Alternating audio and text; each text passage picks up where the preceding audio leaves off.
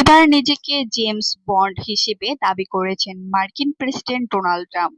নিজের সামাজিক যোগাযোগ মাধ্যম ট্রুথ সোশ্যালে ব্রিটিশ গোয়েন্দা চরিত্র জেমস বন্ড হিসেবে দেখানো একটি ছবি পোস্ট করেন তিনি। নিজের সঙ্গে বিখ্যাত ব্যক্তিত্বদের প্রশংসাসূচক তুলনা করার দীর্ঘ ইতিহাস আছে ট্রাম্পের।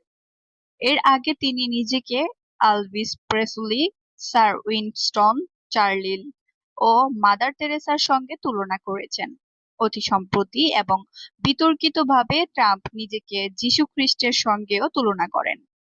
সবশেষ পোস্টে মার্কিন প্রেসিডেন্ট নিজের তরুণ বয়সের একটি আর্কাইভ ছবি ব্যবহার করেছেন, যেখানে তাকে একটি প্যানেলযুক্ত আয়নার সামনে দাঁড়িয়ে থাকতে দেখা যায়। ছবিটির ক্যাপশন ছিল ট্রাম্প 007 অ্যামাজন এমজিএম, যার মালিক ট্রাম্পের বন্ধু জেফ বেজোস, যিনি বর্তমানে নতুন জেমস বন্ডের জন্য আনুষ্ঠানিক কাস্টিং প্রক্রিয়া চালাচ্ছেন।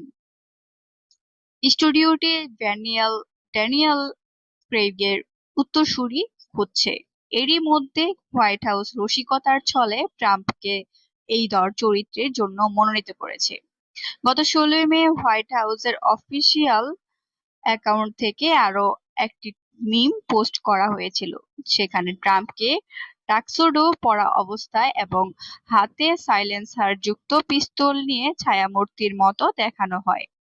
ছবিটির নিচের ডান কোণে সোনালী সামরিক ধাঁচের ফন্টে তার slogan make America great again লেখা ছিল।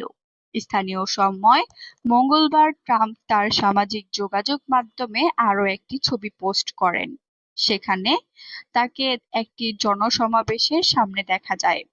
সেখানে তিনি নিজেকে সর্বশ্রেষ্ঠ আকর্ষণ বলে দাবি করেন।